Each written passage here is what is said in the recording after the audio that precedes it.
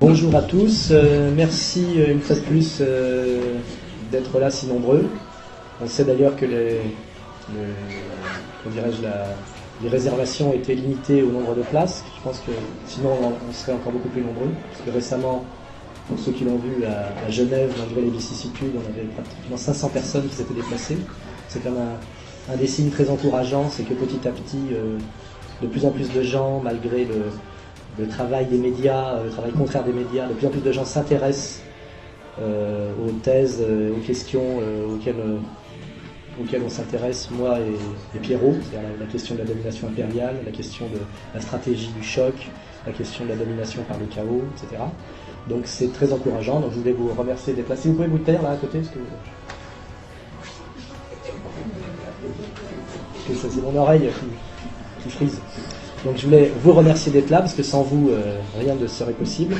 Moi, évidemment, vous me connaissez bien, j'ai donné beaucoup de conférences, j'ai l'impression même un peu de radoter, je raconte un peu toujours la même chose.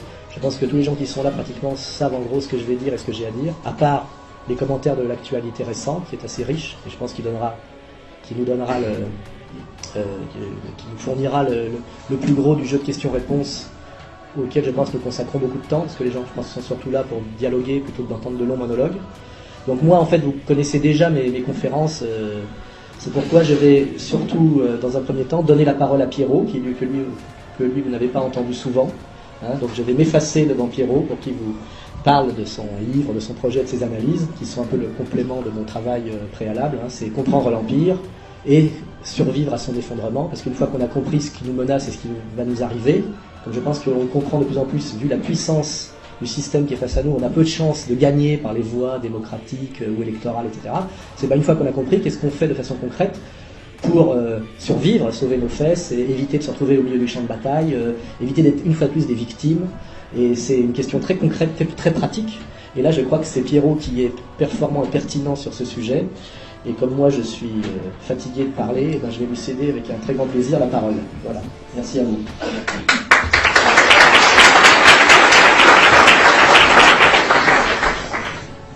Merci Alain, et merci à vous toutes et à tous d'avoir sacrifié quelques heures de ce magnifique soleil estival. Visiblement, je m'attendais que la côte atlantique soit humide et froide, mais au contraire, vraiment merci d'être là. Merci à mes camarades d'égalité et réconciliation.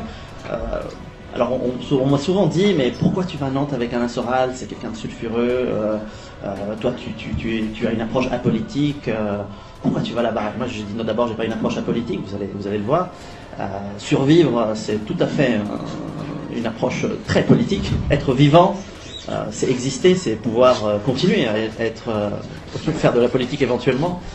Lorsque vous êtes mort, vous ne pouvez plus parler. On l'a vu cette semaine d'ailleurs. Donc c'est avec grand plaisir que je suis là. Je suis également un fan et membre d'Égalité et Réconciliation depuis de nombreuses années. Et très simplement parce que, comme l'indique le nom de l'association, égalité, surtout venant d'un Suisse, c'est quelque chose qui nous parle très très fort en Suisse, un pays où pour nous l'égalité et la liberté sont des choses fondamentales et très importantes. Et puis la réconciliation, nous en avons besoin. Et vous le verrez dans ma petite et courte présentation, le rassemblement, être ensemble, c'est ce qui va nous sauver. Et on ne sera pas tous, on n'y arrivera pas tous, mais ceux qui vont y arriver, ce sera aussi parce qu'ils sauront se réconcilier, se rassembler et éviter de tomber dans les pièges de la guerre de tous contre tous. Alors, le titre de la conférence c'était comprendre l'Empire et y survivre. Alors ma modeste contribution, c'est surtout par la démarche que j'ai prise depuis quelques années, où après avoir compris quels, à mon sens, étaient les tenants, les aboutissants du monde moderne et les tendances lourdes qui sont en train de se mettre en place, je me suis dit, Pierrot, il faut que tu sauves tes fesses, celles de ta femme et de tes enfants.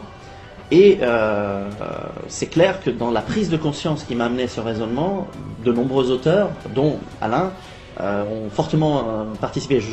Je pense, je ne sais pas si c'est le cas, mais je pense être un des premiers auteurs qui a en tout cas cité Alain Soral dans un de ses livres, à mes risques et périls. Et clairement, c'est parce que l'analyse d'Alain sur la manière dont cet empire s'est propagé et a pris le contrôle de plus en plus dans un grand nombre de pays, et surtout sur nos vies au quotidien, est très pertinente à mon sens. Alors, comment va-t-on y survivre et quels sont justement ces éléments lourds? Alors tout d'abord, je vais vous poser peut-être une question. Qui ici a déjà lu mon livre? Bon, on va faire pas mal de ventes, c'est bien. C'est mon éditeur qui va être content. Je suis pas là pour vendre mon bouquin, mais je suis là pour, au contraire, vous aider. Alors deuxième question. En fait, d'habitude, je fais une présentation de 2 heures et je la fais généralement debout avec.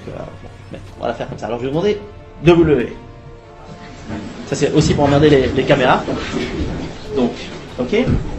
Alors qui ici pense qu'en cas d'agression est capable de se défendre? Pensez à la réponse. Non, il n'y a pas besoin de vous lever les mains. Alors ceux qui pensent sont capables de se défendre en cas d'agression, asseyez-vous. Ou plutôt au contraire, restez debout et les autres s'assoient. Je suis habitué à le faire différemment. Ok.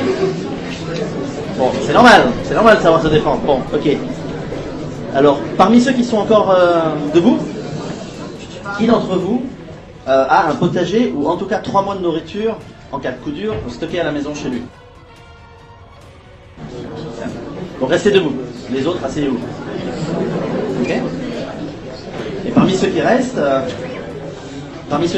qui restent debout, ceux qui ont au moins 50% de leur fortune investie en or, en lingots, en pièces d'or, etc.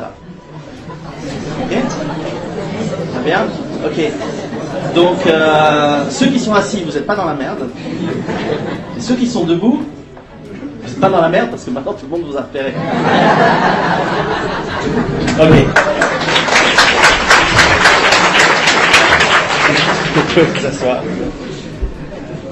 Alors, quelles sont les tendances lourdes aujourd'hui?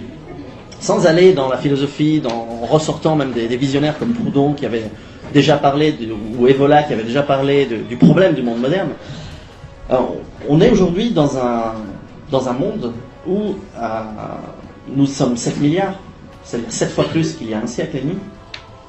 Nous avons pu avoir cette progression, cette croissance de population parce que nous avons apporté des techniques de médecine, de production agricole performantes, efficaces, notamment par la mécanisation, par l'utilisation de la culture intensive, de l'agriculture intensive. Nous avons créé un monde où il a été possible de faire croître l'être humain de manière phénoménale, en nombre.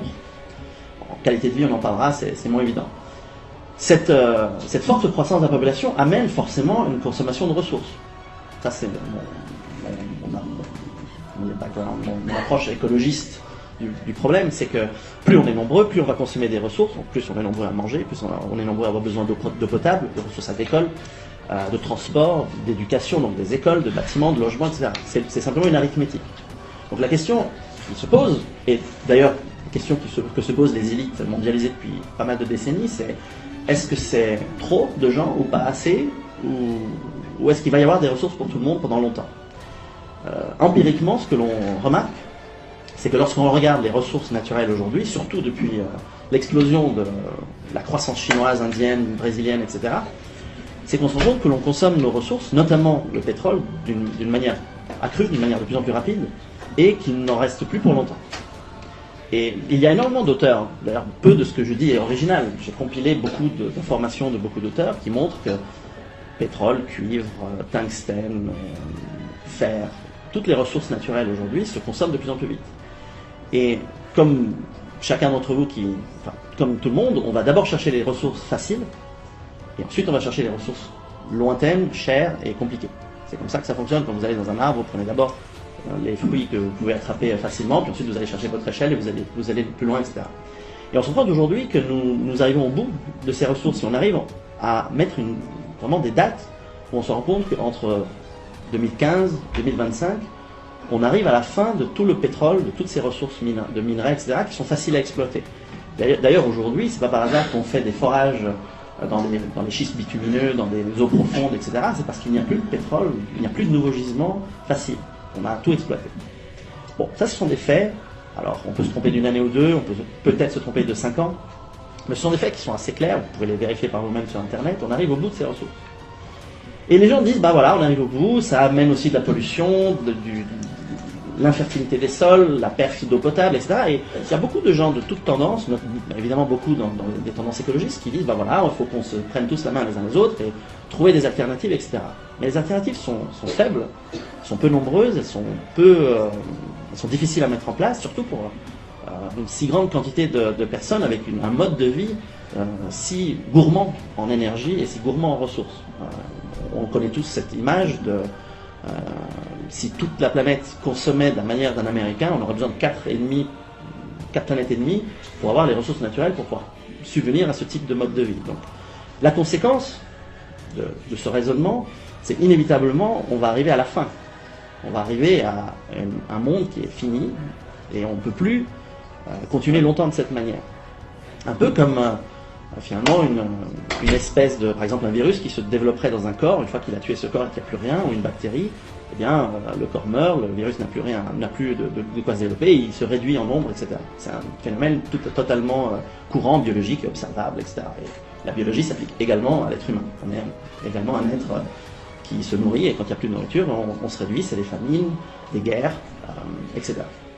Donc, cette problématique est réelle. Et on arrive, alors ça avait été annoncé par Malthus il y a 2 siècles, ça avait été annoncé dans les années 60-70, le système économique moderne a une capacité de résilience très grande, on a réussi à tirer les choses très très loin, et très efficacement, mais on arrive au bout. Ça c'est la première grosse tendance lourde, qui explique d'ailleurs pourquoi de nombreuses grandes puissances ces derniers 20 ans, comme par hasard, font des guerres, des prises de contrôle de ressources, quand ça peut se faire de manière économique, ça se fait de manière politique économique, quand on ne peut pas, quand il y a de la résistance, comme Saddam Hussein en Irak, eh bien on va chercher les ressources avec toutes les excuses possibles et imaginables, tous les mensonges possibles et imaginables par la manipulation évidemment des médias et des consciences et de l'opinion pour pouvoir justifier d'aller faire du vol. Et c'est une logique impériale qui était la même à l'époque romaine que dans tous les empires espagnols, anglais, et d'aujourd'hui, empire, on va dire, anglo-saxon, atlantiste. Bon. Donc ce n'est pas par hasard qu'on a visé l'Irak, la Libye, l'Iran bientôt, etc. Ça a une logique. On ne va pas envahir le Zimbabwe. On ne va pas envahir des pays qui n'ont pas de ressources. Donc ça, c'est une première tendance lourde qui explique beaucoup de choses dans la géopolitique mondiale de ces 20-30 dernières années. Ce n'est pas la seule cause. Il y a énormément de causes très complexes qui convergent. Donc ça, c'est un élément fondamental. Cette pénurie des ressources, cette destruction des sols, cette destruction ces pénuries d'eau potable qui commencent à causer aujourd'hui famine, guerre et bientôt, si vous pensez qu'en France, en Suisse, on vous suit 10-15 ans plus tard, mais on observe l'immigration de masse que vous commencez à avoir en France depuis une vingtaine d'années.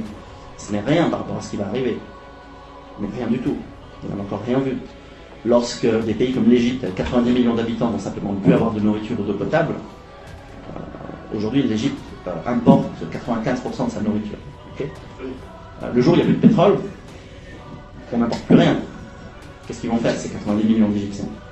Pareil au Pakistan, il n'y a plus d'eau potable. Dans quelques années, toutes les sources d'eau, les nappes phréatiques sont déjà aujourd'hui complètement à sec. Si en plus les glaciers dans l'Hindu-Kush se réduisent, par exemple, je prends un exemple comme ça de l'Inde du Nord, Cachemire et Pakistan, comment ils vont faire les 180 millions de Pakistanais? Soit ils vont mourir sur place, soit ils vont se battre entre eux, soit ils vont venir ailleurs, ils vont aller ailleurs. Visiblement, vous avez des conditions politiques et sociales pour accueillir toute la misère du monde ici, visiblement. Donc ça va poser des problèmes. Un problème qui vont créer tensions sociales, guerre, etc. Alors est-ce que c'est voulu, est-ce que c'est planifié, ou est-ce que c'est juste quelque chose qui va se faire et qui est géré de manière opportuniste? Je ne suis pas dans le secret des dieux. Mais clairement, c'est des tendances lourdes. Deuxième tendance lourde, qui elle, en revanche, n'est pas une fatalité arithmétique, on va dire, c'est toute la structure de la finance et du monde financier moderne. Depuis à peu près un siècle et demi, on a vu, et Alain l'a écrit très très bien dans son livre,